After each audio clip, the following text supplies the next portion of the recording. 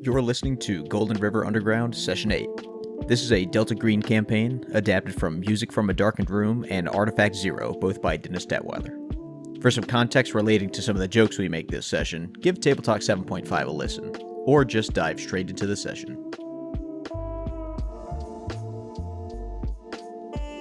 So before we get started, in order to avoid any mix-ups, I just want to make sure that we know what time it is. So I think It's lunchtime. We're at Stella's. it's lunchtime on... Friday. Yeah, Is it Friday? Yep. it's Friday or Saturday. I know the golf's coming up. Right, I couldn't remember it's if it not was Friday Saturday. or Saturday. It's Friday. Okay, so it's Friday the 5th. Yeah. Okay. Oh, wait, no, the 6th. Sunday was the 1st. Yes, correct. Friday the 6th. All right, lunchtime, Friday the 6th at Stella's. Okay. You guys ready? Yeah. All right. Welcome back. So it is lunchtime on Friday, October 6th, 1995. It's a rainy day in beautiful Golden River, South Dakota. And both Simon and Tim are sitting down to have lunch at Tim's favorite haunt, Stella's, which is a diner that is just off campus. And I think Tim has already signed in on the clipboard. Mm-hmm. I have my own slot on the clipboard since I'm there every day. Okay, so it's just is anyone else on there? No, it's just did Tim show up today? Okay. Then they have if I don't show up for 2 consecutive days, I have kind of a standing agreement with them that they'll call the police and, investigate my whereabouts. Okay, do they go straight to Simon? All right. They go Yeah, for like he's the mine. emergency line. He's my assigned caretaker. Yeah. Okay, so you two are coming. Well, you came from the woods where you were first. Earlier this morning you were dealing with the. Actually, why am I doing this? One of you should give a recap. Whose turn is it? So in the last session, we had we started where we had left off before, which was Simon was in pursuit of the 2 agents, one from the FBI and one from the Bureau of Land Management, who were trying to take over the burial site crime scene dealio. They had escaped into the woods, and Simon was parked by their car. Meanwhile, Tim was still hanging out in the vicinity of the dig site. The backup of the Golden River PD eventually showed up, but before anyone was able to actually get out to the site again, the agent showed back up, held up Tim and everyone else at gunpoint, and made off with the antenna that allowed people to travel back in time, and disappeared back into the woods. Simon tried to, get a perimeter set up to try to catch these guys, but nothing, or nothing so far. And so, those guys have made good their escape. We've got their car, and Simon has, some steps he wants to take to get some people involved to figure out who these guys are. But in the meantime, they went back to the station, and then went to Corvidian Tech, which is where Tim works, to talk to Maggie, his supervisor, about what had happened, because Tim was originally there as part of a work assignment to help the university with ground-penetrating radar. But obviously, there's been enough issues with that at this point that, it was probably time to let them know if they hadn't heard already. And then, to some degree, maybe, the two were able to convince Maggie that Tim was needed by the police for his role in everything that's been happening with this investigation so far, to try to stop him from having to go to work. We'll find out probably on Heaven Monday for within friends. that. Yeah. That's gonna be the thing. This entire campaign, I'm gonna see how little work I can do. Right. Yeah. How few hours you can put into the Just office like and not Jack's get real fired. life. Yeah, I remember it was either the setup episode or the first episode where Duncan was like, yeah, it's going to be a big thing in the campaign is you're going to have to juggle your work and your investigations. And so far I've gotten around that by just not going to work. Well, but you've had to explain it, It's I mean, I honestly think we have been doing a pretty good job of that. We have. It's just funny. But Well, the next episode, though, it's all paperwork. It's all admin. Yeah. But yeah, that's pretty much it. So it's Friday at lunchtime. We're at Stella's, following our exit from Corvidian Tech. That's pretty much it. Yeah. So I think we said Tim is a booth guy, right? Yeah, for sure. Okay. So the two of you are sitting at a booth at Stella's, next to the window. You can see the rain coming down. It's let up a bit, but it was raining pretty hard earlier when you were on your way to the police station. And so it is one of those cold October days where that the guys that are like out on the perimeter around the forest that are supposed to be keeping an eye out for these two agents, if they are not sitting in their cars, and they probably are, then they are absolutely miserable. And either way, they probably can't see very far. So you are not Plus the optimistic. search party that's still looking for Thorley.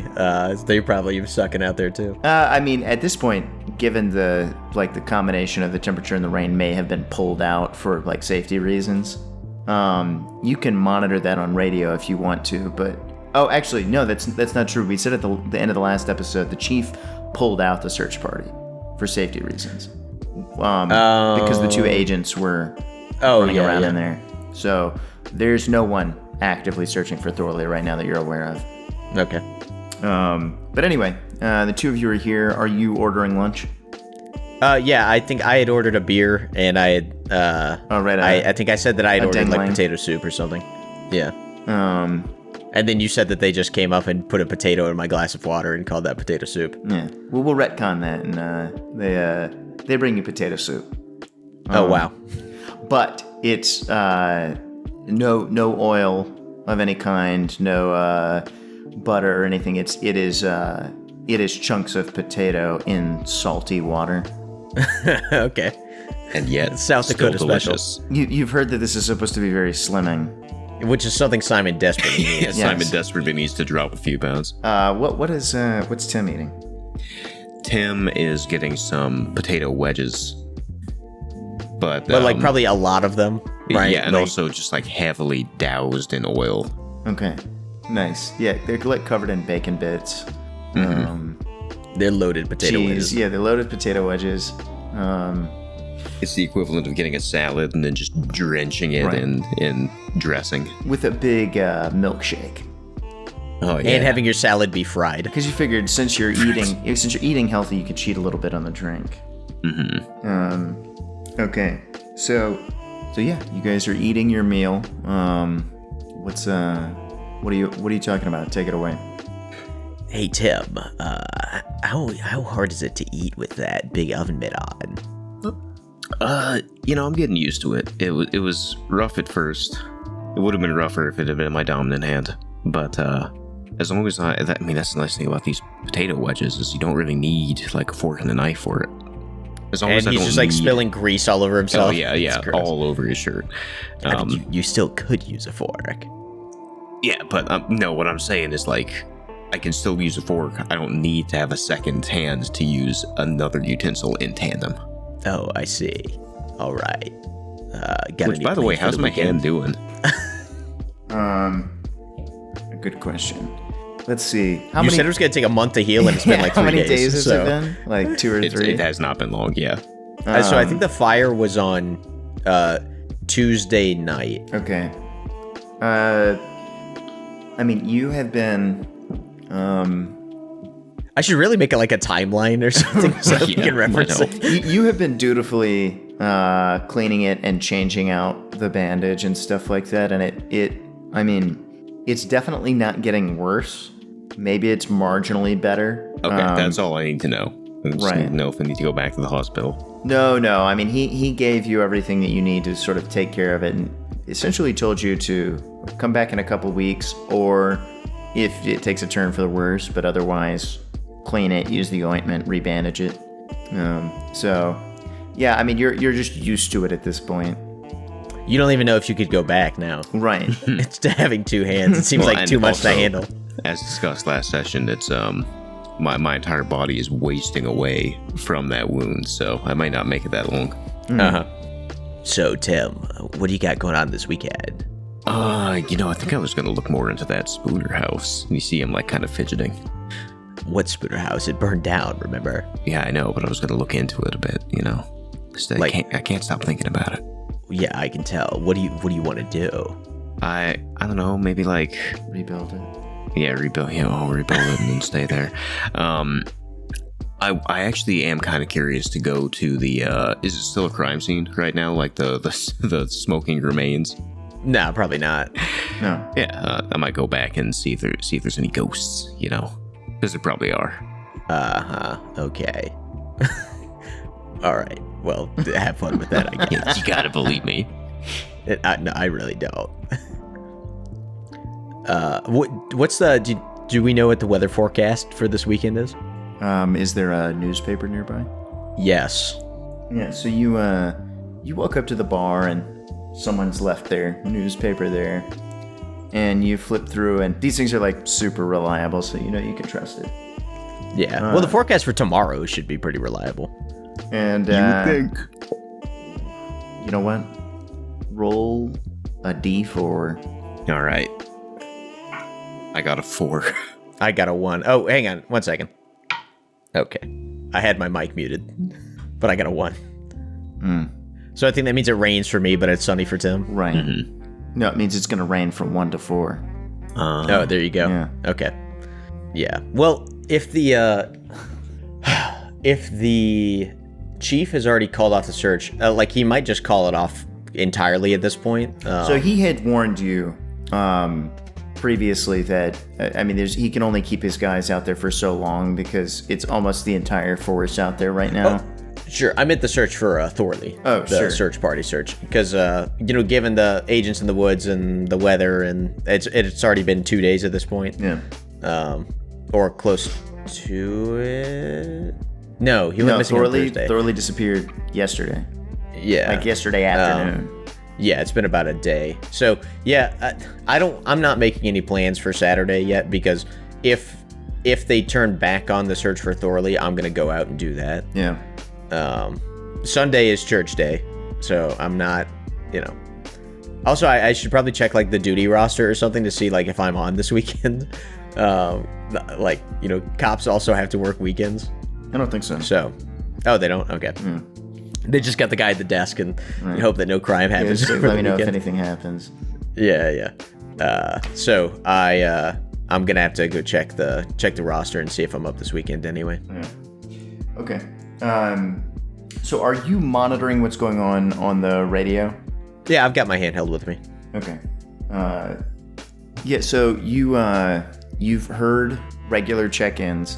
Seems like about every half hour, someone centrally is reaching out to each of the perimeter stations and getting them to check in. No one seems to have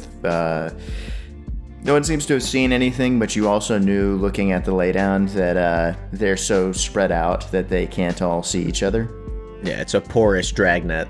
And so no one was optimistic going into this. And as you're finishing your lunch, you hear the chief con over the radio and announce that he wants everyone to report back, all of his people to report back to the parking lot. Some of them are going to get back to the grid search for Thorley, and then the rest of them are to resume their normal duties, and they'll sort out the details once they're mustered in the parking lot. So it sounds like he's putting them back in. He seems, although he did not say this, he seems to be operating under the assumption that these two guys have escaped. Yeah, I'm just glad he believes me.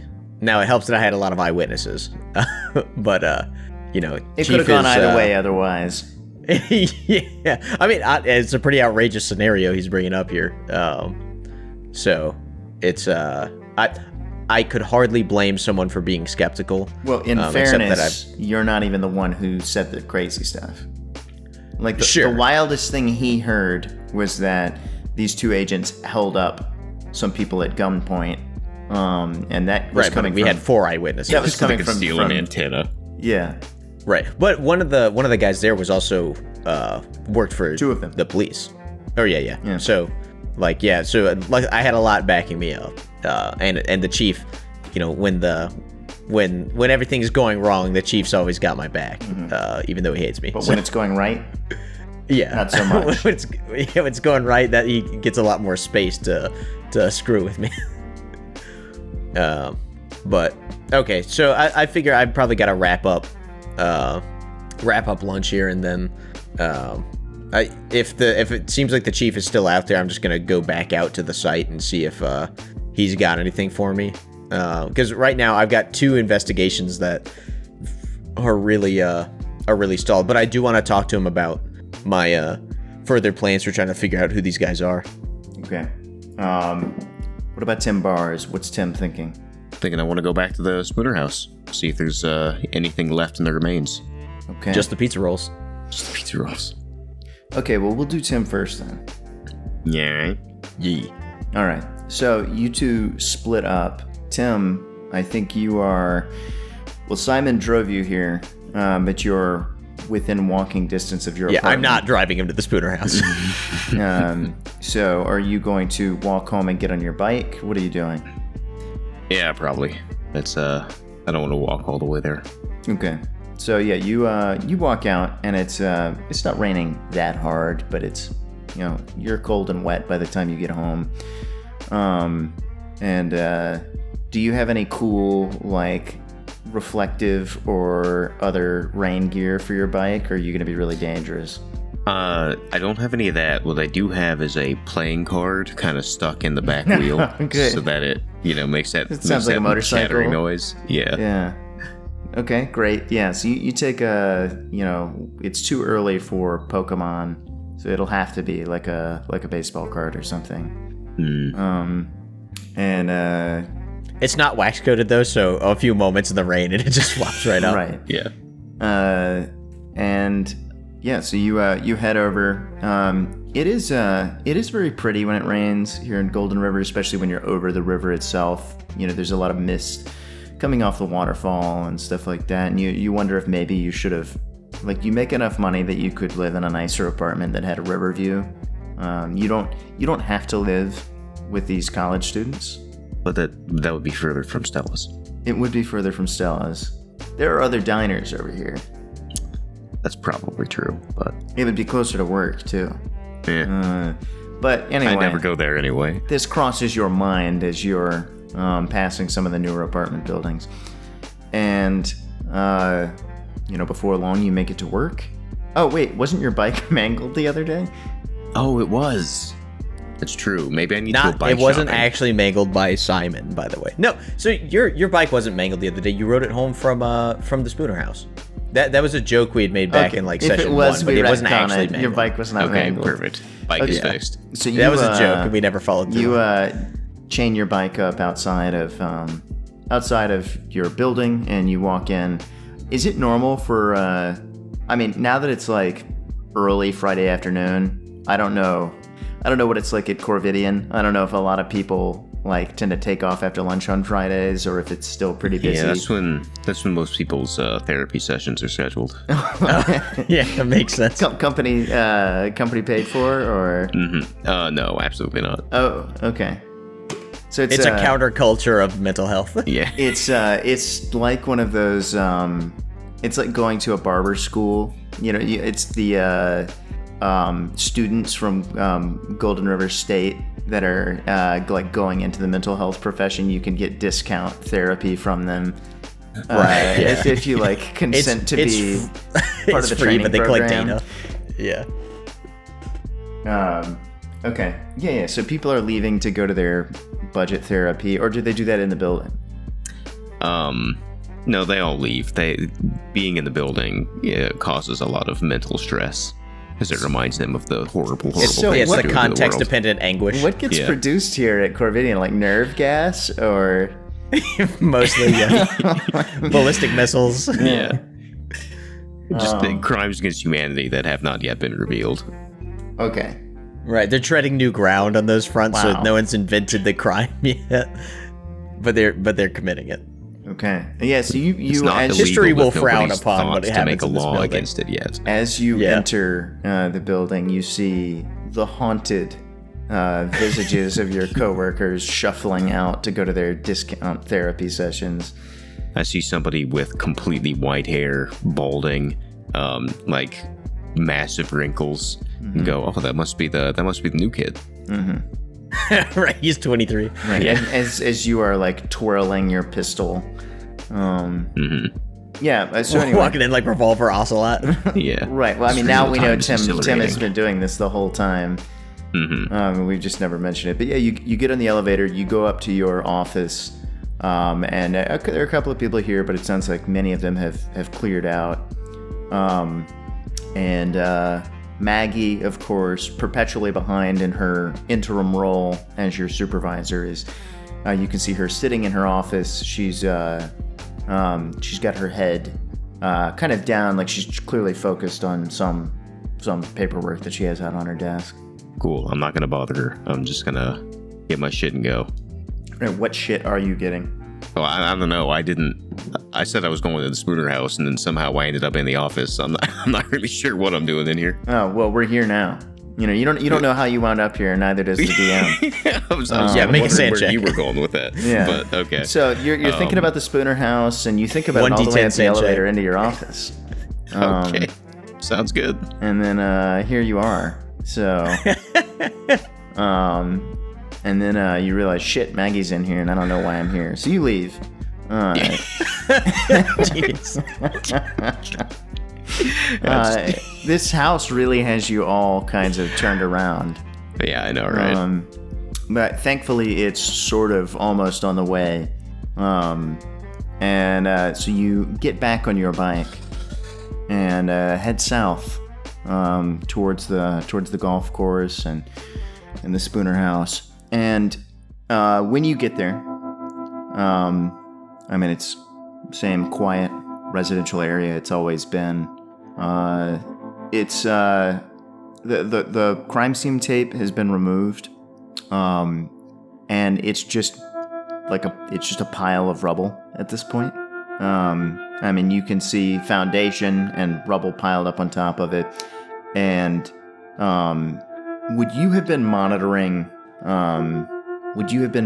the news? Like any follow-up articles that have been written about this or anything like that? Or have you been too busy? I think that I normally would have, but what's been happening the last couple of days, I would not have had the time. Okay. So, You don't even have time for your own obsession? God. Well, that's get back into it now. you don't see anything there that would indicate, like legally or from an ownership standpoint, what the status of the lot is. But you would guess that given the recency of O'Donnell's death, that Donnelly. Donnelly, not O'Donnell. Yeah, that's how much I cared. I'm already forgetting his name. Yeah, whatever his name is.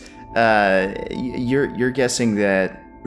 I mean, the lawyers are still working that out. Like whoever, they're probably going through the will right now, and then if he had someone specified there, it'll go to them. After that, who knows? If they're local, maybe they'll keep it. If not, maybe they'll sell. Like, It does occur to Tim that if the lot goes up for sale, he could buy it. now this is it's a nice area, but it's not that nice. I've been saving up Like- money by living in a college dorm. Right. Oh, And eating nothing but potatoes. you've been frugal then. You haven't been, you're not one of those, I think in 1995 they called them YOLO spenders. Oh, Yeah, for sure. Yeah, I mean, especially given that there's no house there currently, you imagine this is something that, especially if you stretch a little, you could buy. Suicide tends to do wonders for property values as well. Yeah, and you don't know this for sure, but you imagine that based on the other deaths you'd read about, that this may be a particularly hard property to move. All right, so I'm thinking about that as I approach. Like, oh, this is maybe I can get the place. Maybe I can rebuild it. Well, looking around, Brick by brick, just how it was. it was actually made of wood. There's no bricks. Uh-oh. There's really no one around. I mean, it is just you out here, just you in the house, and as you walk around it, you can imagine the way that it used to look. Really a very handsome house. Now that you're thinking about it, And it wouldn't even be that much work to put it up. And you're thinking about how convenient it would be to commute from here instead of from your current place. And this just seems like a better and better idea to you. You could totally see yourself living here. And then, golf would be so convenient. Yeah, you might actually get, to be a little good at it at some point. You don't really care about that so much, but, just one less thing you have to bike to in the rain, because you could just, you probably wouldn't golf in the rain, but one less thing that you have to, worry about logistically. You could just walk across the street. I'm liking this more and more. Yeah. But the real reason I'm here, I take out my mirror. Okay, so this is your clamshell makeup mirror thing? Yep, the only one that I got with me. Yep. All right, what are you doing with it? Just looking around to see if there's any ghosts left. Okay, so you are putting the house behind you and moving around so you can look at everything through the mirror? Yeah, I'm doing a full circle, but my focus is going to be looking at the house from various angles. Okay. All right. So as you're walking around and looking at the house, you're sort of, there's a point where you are orienting yourself with the mirror. You have it in your left hand, right? Because your right one is burned. Or is that the other way around? I think my left hand is fine. Yeah, because you have it in your left hand, and you are swiveling it around so you can look at the house behind you, and you see Donnelly standing there. Oh, yeah, boy. So as you're swiveling, you catch him, and you're moving fast enough that you don't really process it until you've already panned past him. You know what I mean? Mm-hmm. You catch a glimpse of him in the mirror. It's unmistakable. You know exactly who it is. He's looking at you. And then when you go to pan back, he's gone. Mm. All right, so give me a sand check. Nice. Let's see here.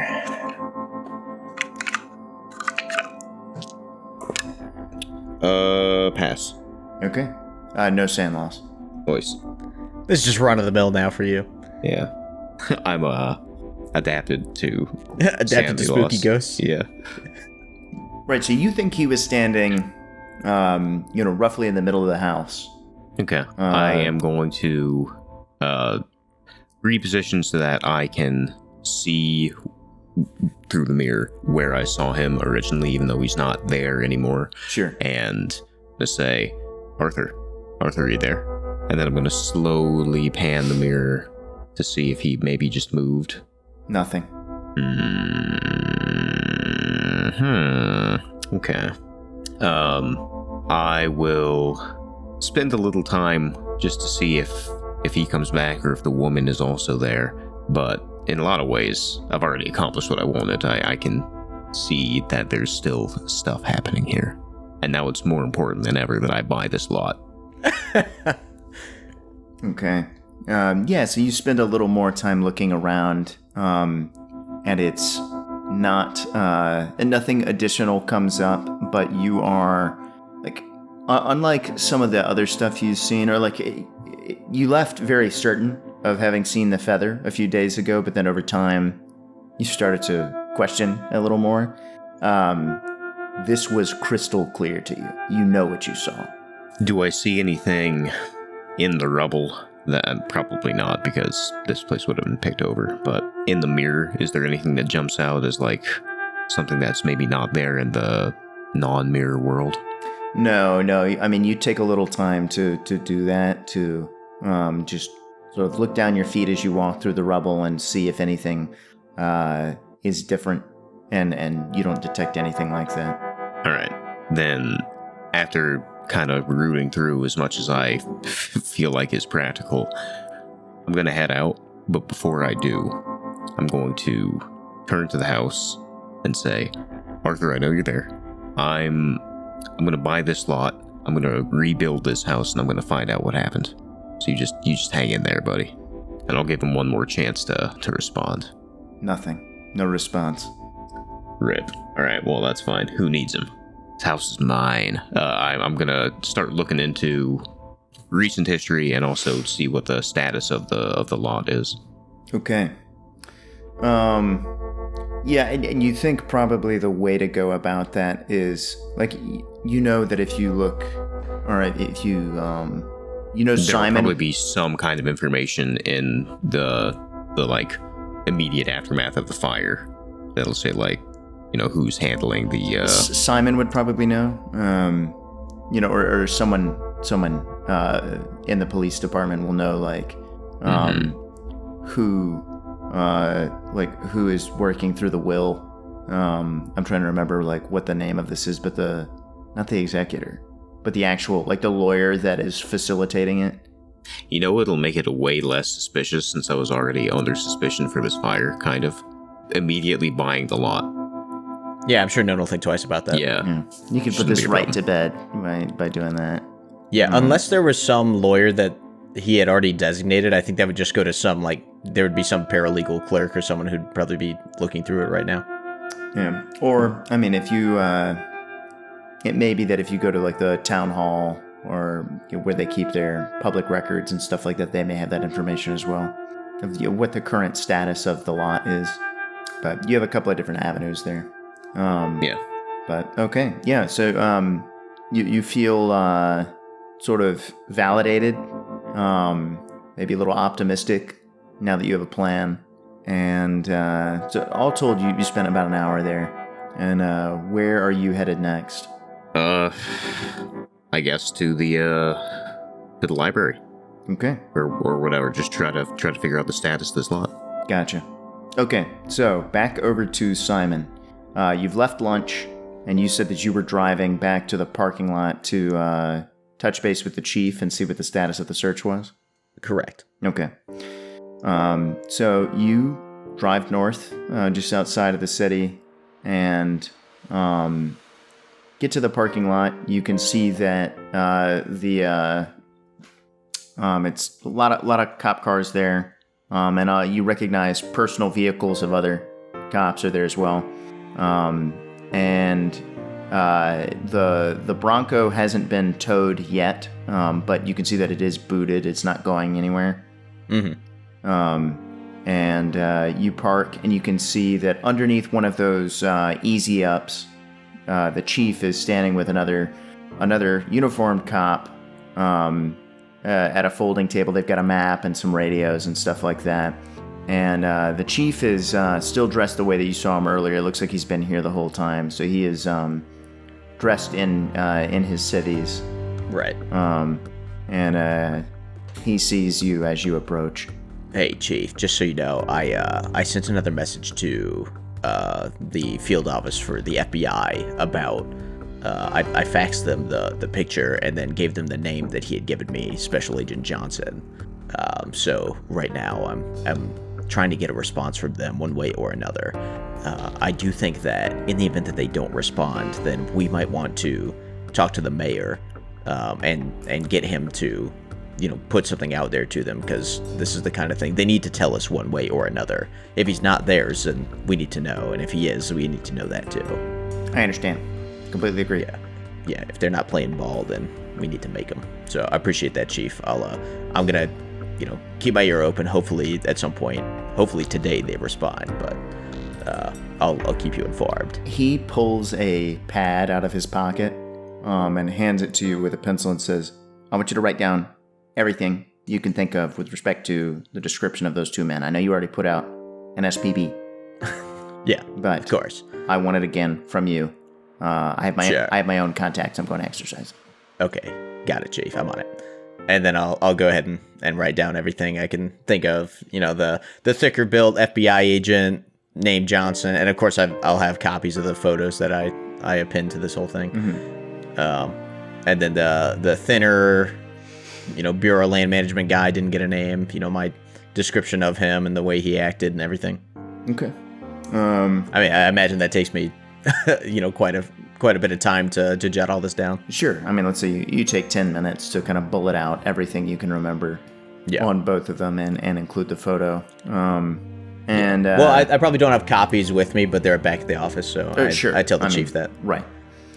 And So by the time you're done and you hand it back to him, he doesn't read it yet. He takes it and puts it back in his pocket. He is looking over the shoulder of this other policeman who's seated. They have the grid drawn of the forest with where they've designated like names for each of the squares, and you can see that it looks like they have about a dozen cops out there searching for Thorley again, and it looks like it's only cops based on the name that they have on their, like the names that are on the clipboard. And which you imagine means that most of the other cops have been either sent home or back to the station to resume some sort of like normal work status. Yeah. All right. Yeah. I tell the chief, like, hey, chief, if you don't have anything else specific for me right now, I'll take a grid square and keep looking. He looks at you and considers that, and then nods and says, "You've been running around a lot. Are you sure you're up for it?" Yeah, no problem, chief. Right now, I mean, for both of these, for the Spooner case and for the for this incident out here, I'm a bit stalled until we get a little more, get something back. So, might as well make myself useful. Understood. As long as you're not going to be a liability, I can't afford to have you going missing out there as well. No, I'll be fine, chief. All right. And so I'll talk to the other cop about, because I assume he's the one who's coordinating that. He is. So yeah, I'll grab a grid square from him and grab a bottle of water from my car and head out. Well, and he tells you to wait, that they're only deploying in pairs right now. So, there's another cop that's on his way from the station, and he's going to pair you two together. But given that there may be bad guys on the loose, sure, that no one's going alone. Okay. Yeah, I hang out then. Okay. And a couple minutes later, another black and white pulls up, and you can see that one of the newer cops shows up, and he gets paired off with you, and the two of you head out to your square. Yeah, I can show this guy the ropes. Mm-hmm. Is he a local or is he a transplant? He's a local. Okay. And you guys have like a 1 kilometer square. Sure. And you spend some time with each other out in the woods, looking around. But anyway, other than that, what are you trying to do? You're just trying to be part of the search effort? Yeah, just be a productive member of society. Because again, I mentioned it last time, but the only other thing that I can think to do right now for any of this stuff while I wait for some word back from the federal agencies is call the previous residents of the Spooner house. But to be honest, I'm not super interested in doing that. Like, I just don't feel like it matters that much. It's just a thing that, was on the list of phone numbers that I just haven't called yet. So, I don't really care if I do that next week or a month from now or never. Well, not never. I want to do it eventually. I'm just not in a rush, and this is something that I can do right now. Sure. Okay. Yeah, so as you are out there looking around, exchanging small talk with this young cop, you kind of think about next steps, about what you want to do next with respect to your two cases, wondering if you're going to solve either of them. And with that, we'll flip back over to Tim. All right, so Tim is leaving the Spooner house and headed for the library. Now, when you get there, it's a Friday afternoon, not busy at the library. And the library here is it's pretty nice. They are, I guess in the 90s, they would have just been at the point where like the library starts to have like computers that people can use as well. Does that sound right? Yes. Yeah, maybe. It's definitely the earliest it would happen. It may not even happen that probably early. just they would suck, but I mean, you're probably still at the point where like you are looking up to find a book. You're like going through the card index. Would that be a Rolodex, or am I thinking of something else? Rolodex is for phone numbers. There's a Well, also, I've already looked at like history. I'm looking for what's happened in the last day or two. Oh, so Like- you're just looking for like they would also have an archive of like all the local papers. Sure, but we already did kind of the history deep dive on the Spooner House. Right. Well, So, you're I the mean, one who it- told me you were going to the library.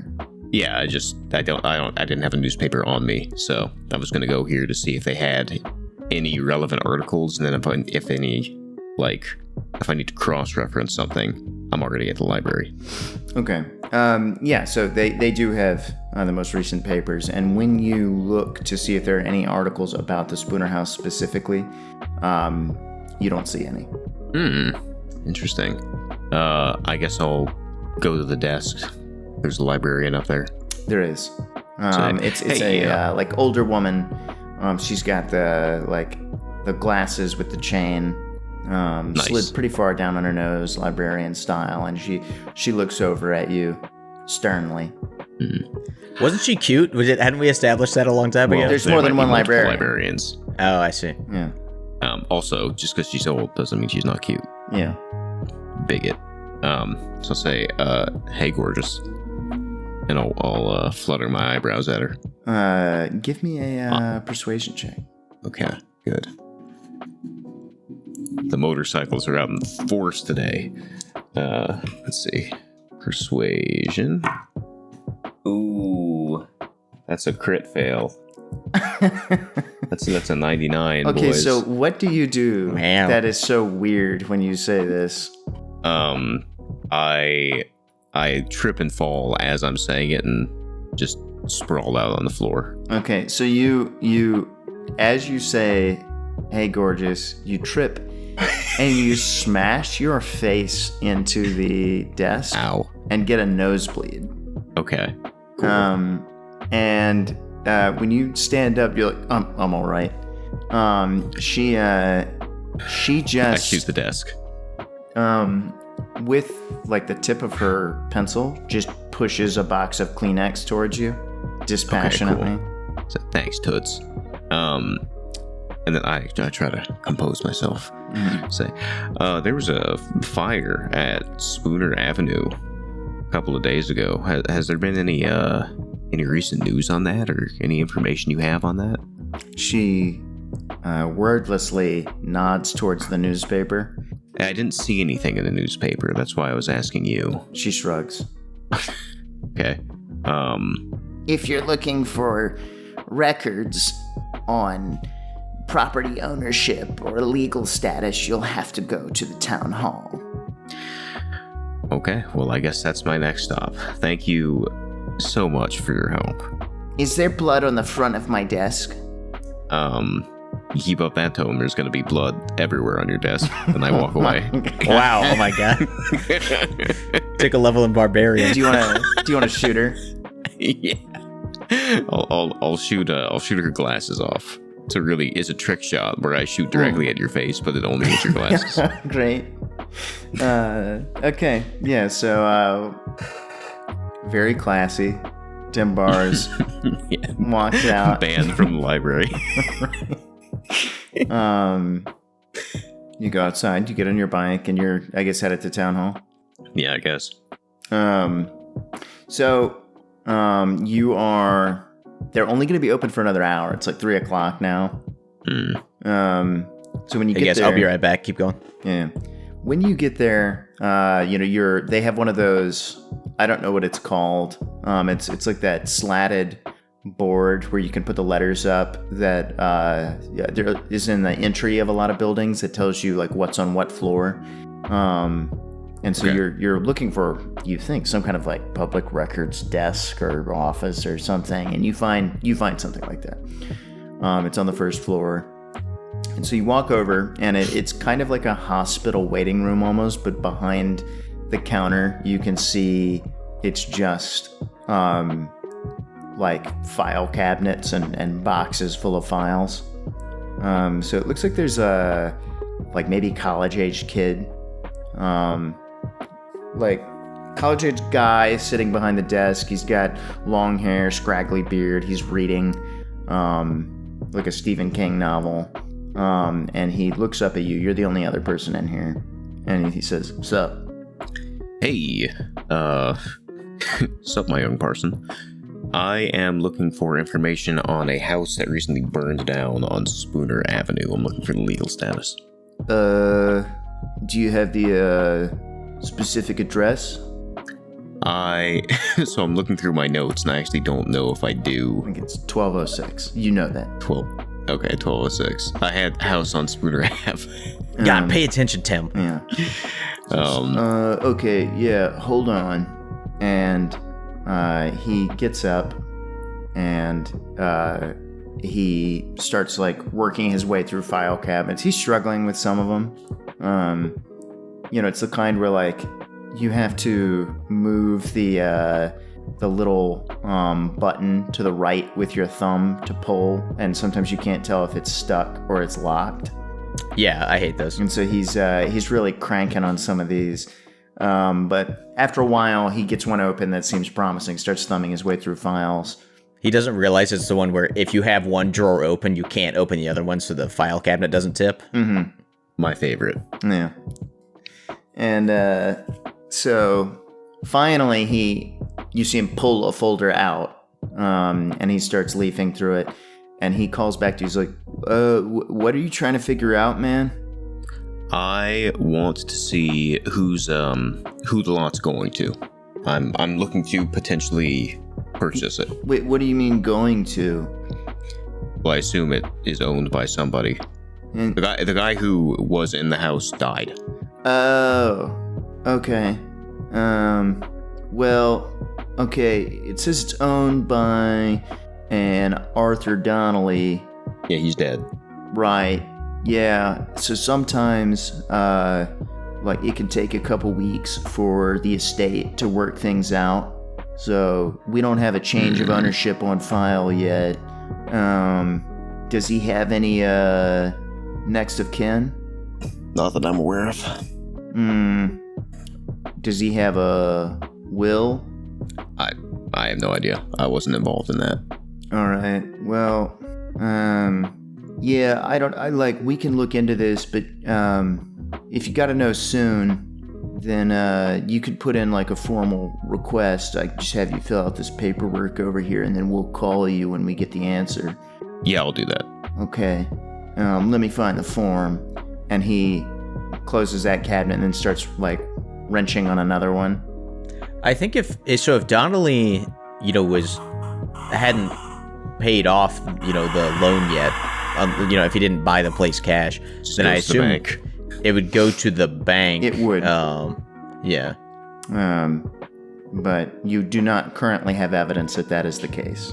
So anyway, he provides you with paperwork that where it allows you to like detail your request and provide contact information. Okay. And so you fill that out and hand it to him, and he says, "Yeah, I'll like definitely do this first thing on Monday. Sounds good. Bye." All right. Thank you for your help. No problem, dude. Okay. All right. And with that, what are you up to?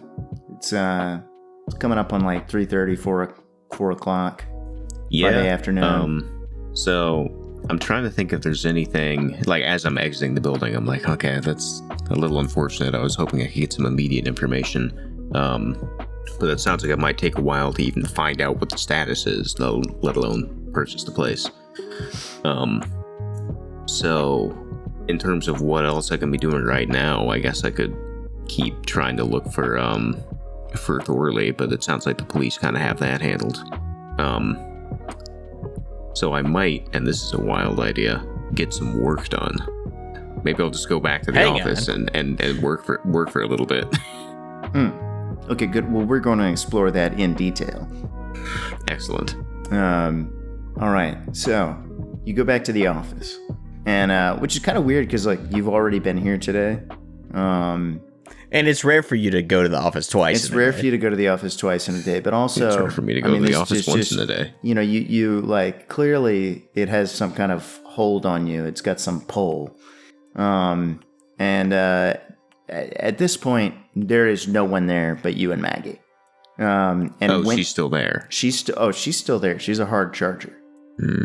She's a hot runner. Yeah, well, especially because she has 2 jobs right now. So, when you walk in, she hears the door open, looks up, locks eyes with you, and you can tell like, oh, she's gonna come over here. And so she gets up from her desk and walks over to you and says, "Tim, are you done with the police?" Not done overall, but I did think I could come in and. So as soon as you start answering, she looks like crestfallen and irritated. Yeah, well, I'm getting some work done right now. Yeah, I mean, we have a big report to get out. Uh-huh. And, I mean, you were kind of like our lead guy for that. Yep. I'm giving monosyllable responses as I turn to my work, and I'm trying to give her the impression like I'm trying to work on this right now, and if you keep bothering me, that's just going to slow me down. She really doesn't take that hint. Awesome. And so like any good boss. Standing behind you, she says, "Tim, I know you haven't been at any of the staff meetings recently, but we had 6 of them today. Performance reviews are coming up in 2 weeks, and I need you to think about your performance. And I'd rather think about this report right now, Maggie. And if it's been good." Do you understand? This is a classic situation where, like, one event recently it can just completely override the last year of good work. What about my performance has been like, sorry, I got my hand burned and that I was called in for a police investigation. Are you sure that's the tone you want to take with me, Tim? Are you sure you can afford to lose me? Oh my God. I'm gonna get really combative about this.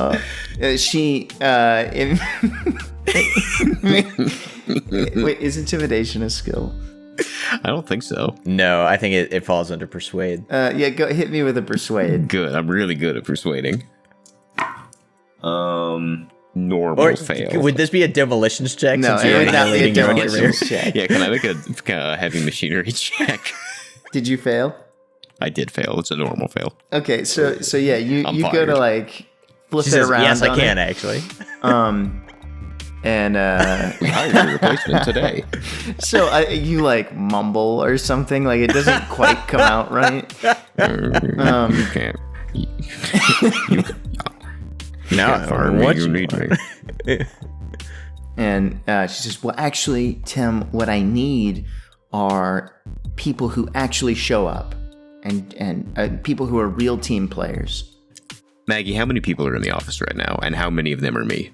Tim, you know that's different. They have therapy. They do have therapy, you're right. That's true. And you know what? They're getting well so they can come back to work. I don't know what you're doing. Right now I'm trying to work on this report.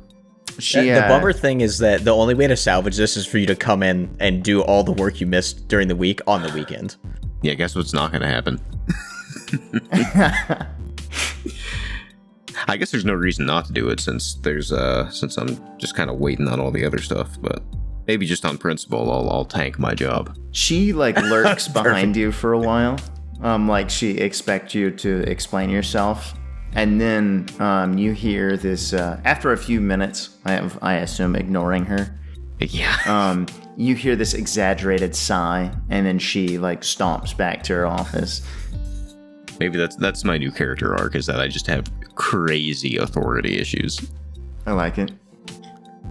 No, I'll spend a few hours trying to catch up on, like, I assume there's been information sent my way at the office that I just haven't had time to catch up on. Yeah. So I'm going to try to get up to speed on what's been happening and get organized a bit. So as I remember, the thing that I made up for you to do was you guys were submitting some kind of comparative radar study, like the performances of different radar types in some context. And so you had collected a bunch of data and done a bunch of research on these different radar types, but the actual collation of all that information into a report has not yet been done, and you're really the only one qualified to do it. And you can only type with one hand. Yeah. Mm-hmm. Although I don't know how fast you are at typing anyway, or if you're like a hunt and peck kind of guy. Yeah, Tim's definitely a hunt and peck kind of guy. So now you're hunting and pecking with one finger. No, I'm a full hand. Full hand pecker. hunted peck. Does that mean you just Yeah. alternate which finger you peck with, or? Pretty much. I Yeah. believe that's called typing. Nah. It's full hand hunt pecking. Full hand hunting peck. Okay. Uh-huh. Yeah. You know those you can get those like novelty, it's just a USB device that's a giant foam enter key or a space bar, or you just like a single key, and your computer registers as a keyboard. So like you type something and then you just slam your fist on this thing and it gives you a new line or gives you a space or whatever. Then you go back to typing on a keyboard. No, I do not know about this. But... Oh, they're great. I have one of those for a space bar so that I can, type with my left hand, and then I'm just constantly smashing my desk with my stump hand to put spaces in. Okay, now where did you acquire this so quickly? Because Amazon Prime doesn't exist. I built it myself. Oh, with one hand. Yes. Okay. That's what he's really been doing all week. Right. So how loud is this banging? It's extremely loud. Okay. I'm trying to drive Maggie out of the office. she's like in her office. The door is open, and you're just smashing your desk over and over, like Yeah, it's the space bar too. So right, you're doing it like very every second. frequently. Okay.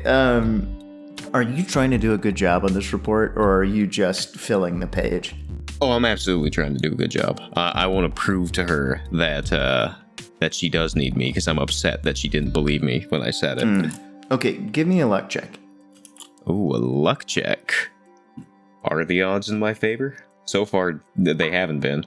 Okay, I got a 1 Okay. on the D4. All right. So Maggie does, she is knowledgeable enough in this field to know, like, a good report from a bad report.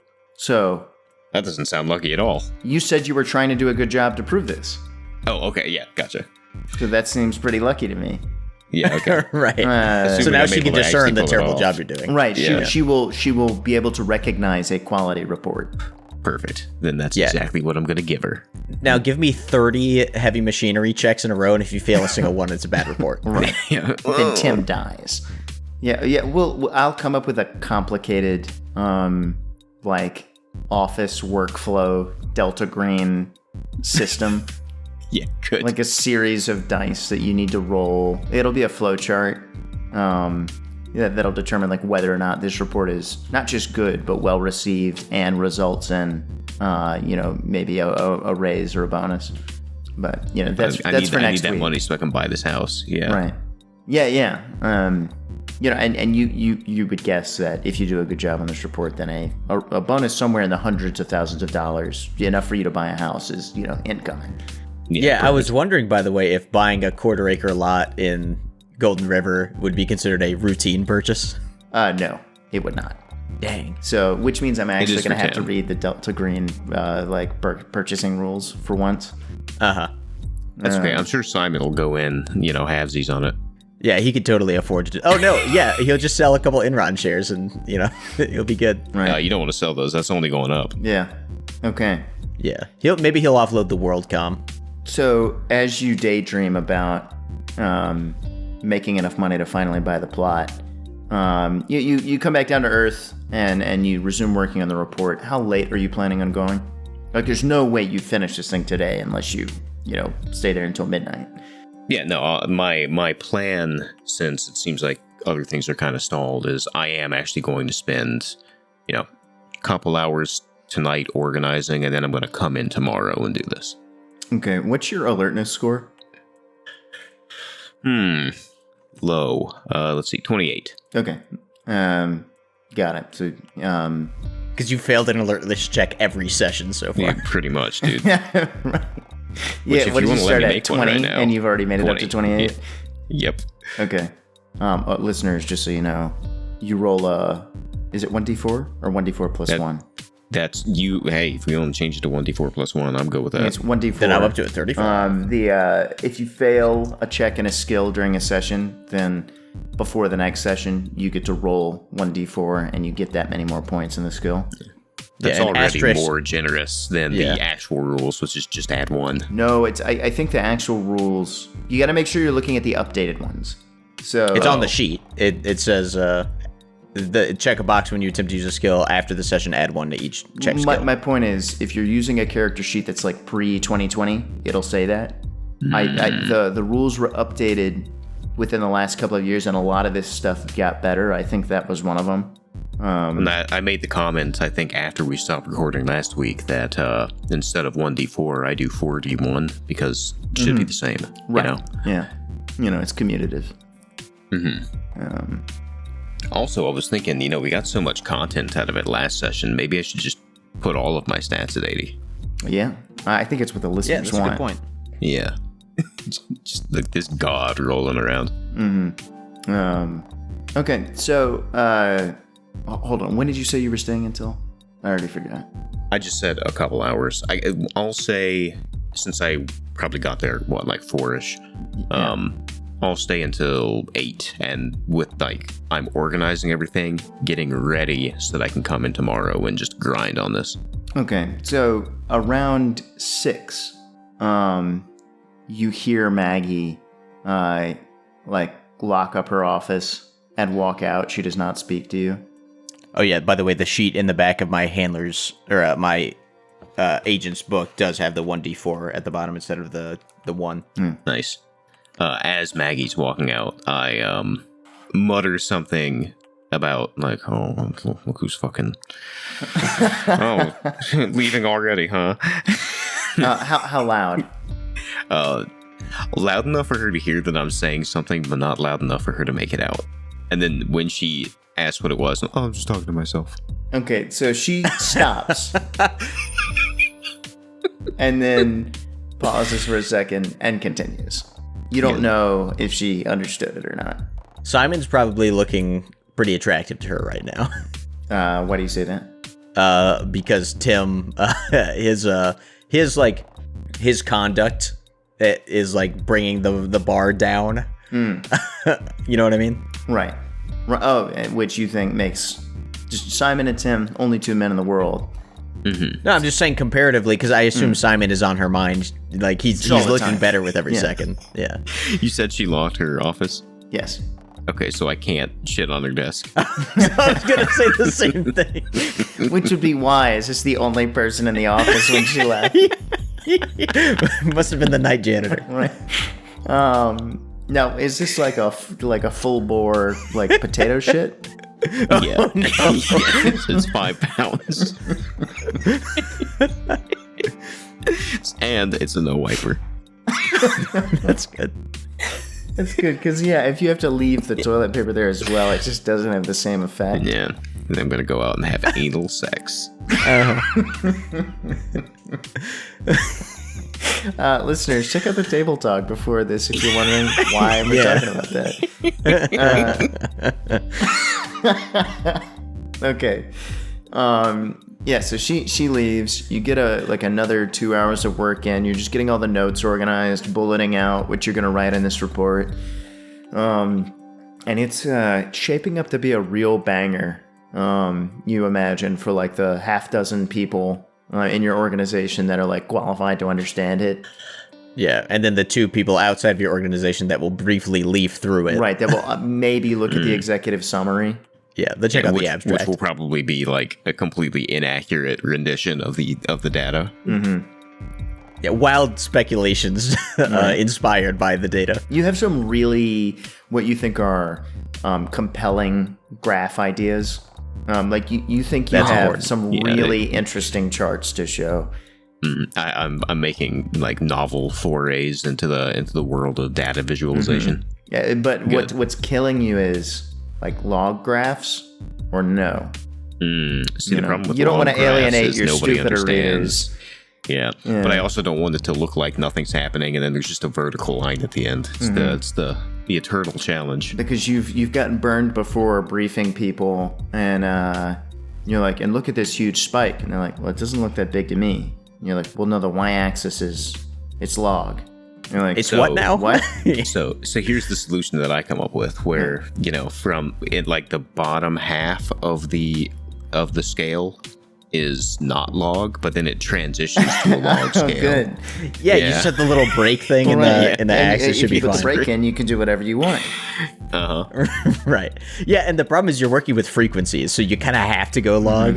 Like there's really no Well, choice the half problem the time. is you're working. It's not just a log scale. It's log units. You're using decibels. Oh, everyone's favorite yeah. unit to talk Right, about. and so you're it's double log. It's logception. Even, Oh, but- you're doing log decibels, Right. okay, which is And, already a log unit. Okay, interesting. yeah.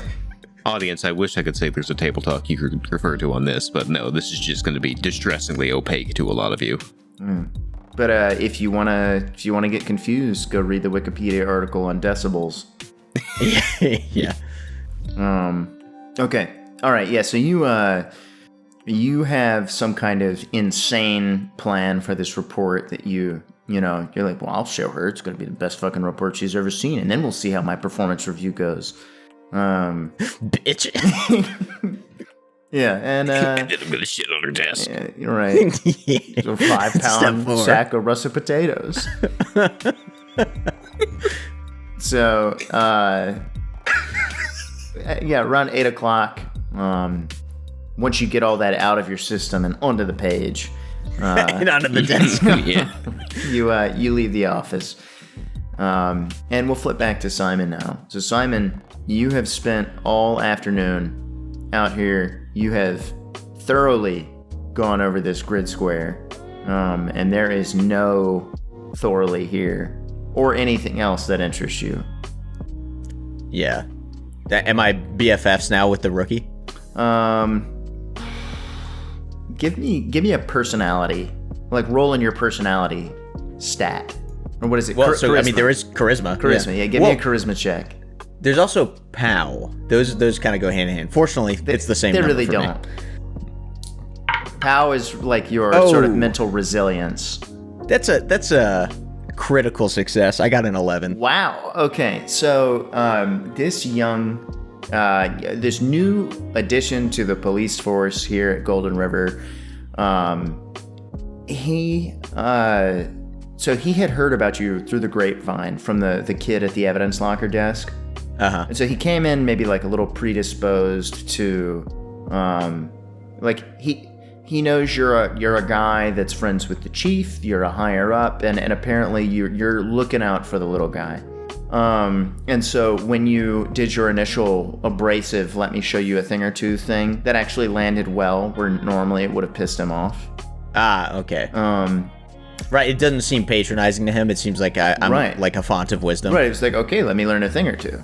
So this actually goes reasonably well. And by the end of it, you've convinced him that, your reputation as being like kind of an unreliable asshole is not well deserved.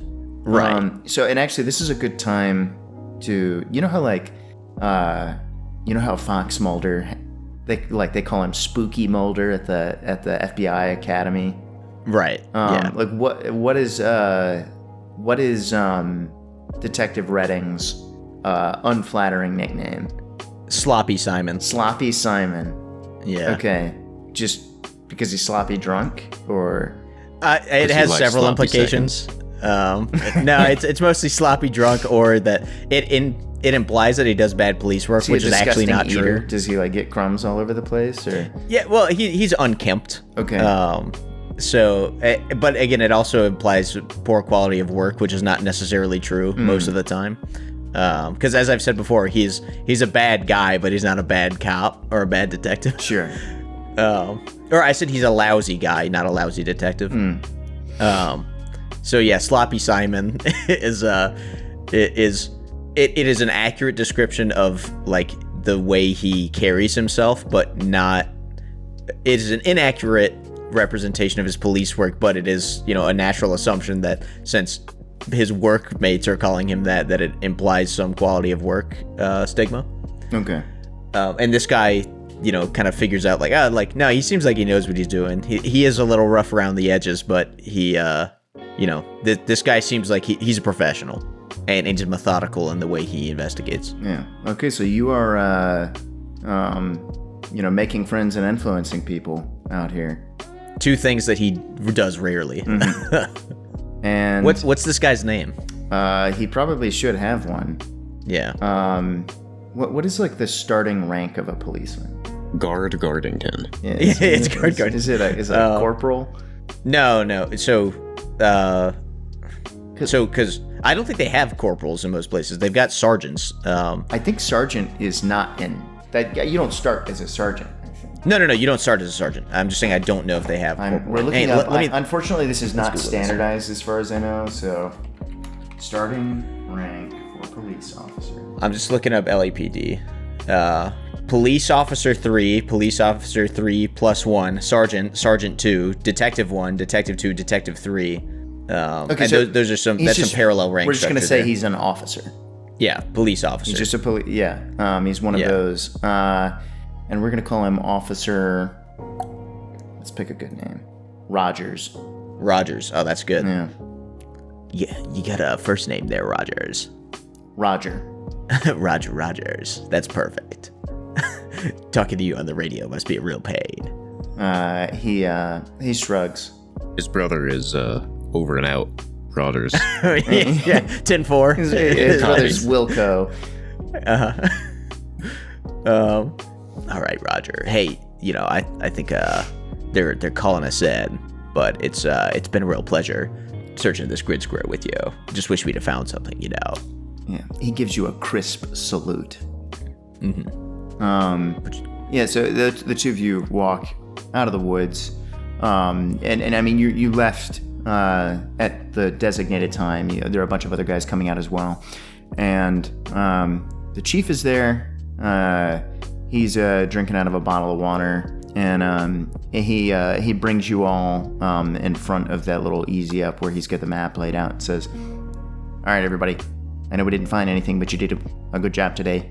I'm afraid we're gonna have to terminate the search, call it off. This force just isn't that big, and we've been over it. And well, I don't know what happened to Dr. Thorley, but we're no longer serving any purpose by continuing the search. So, good job. You're all dismissed." All right. I imagine there's a lot of head nods and shrugs. And, Right. People get in their cars and leave. Yeah. Unless somebody has something specific they want me to do, I'm also going to leave. No one appears to. Okay. And I do need to go check the duty roster back at the precinct to see if I'm on this weekend. You are not. Sweet. Okay. Well, maybe I will get a golf game in tomorrow then. And I'll tell you what, I'm not even going to drink tonight. I'm just going home. I'm tired. Wow. All I had was one beer at lunch. So, Right. Your hands are probably shaking. yeah, I can barely. I pull my car into the station. I'm glad to get back on the bicycle as I ride home. Okay. And that is a good place to call it for today. Okay. Good stuff. We really achieved a lot in this Yeah. session. Mm-hmm.